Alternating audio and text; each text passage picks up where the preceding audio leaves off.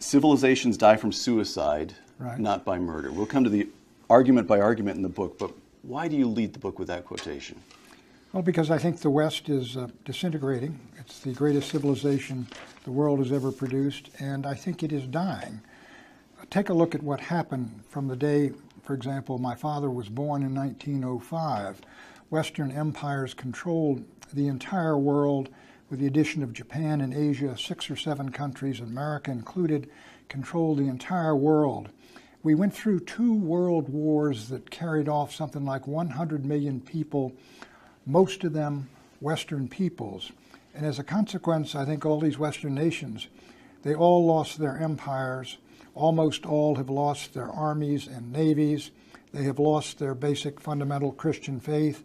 Certainly Europe, the Pope says, is a desert of godlessness.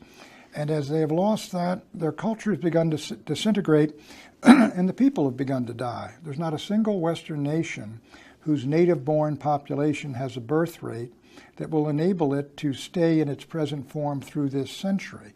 Take a country like Italy. It's got a birth rate. Each new generation is 1/3 smaller than the last. Russia is going to lose 25 million people between now and 2050. It's already lost 10 million since independence, say, in 1990. Japan is going to lose 25 million people. You go down there, these are UN statistics. They're based on fertility records that go back when the nations began to die, basically to the mid-1970s.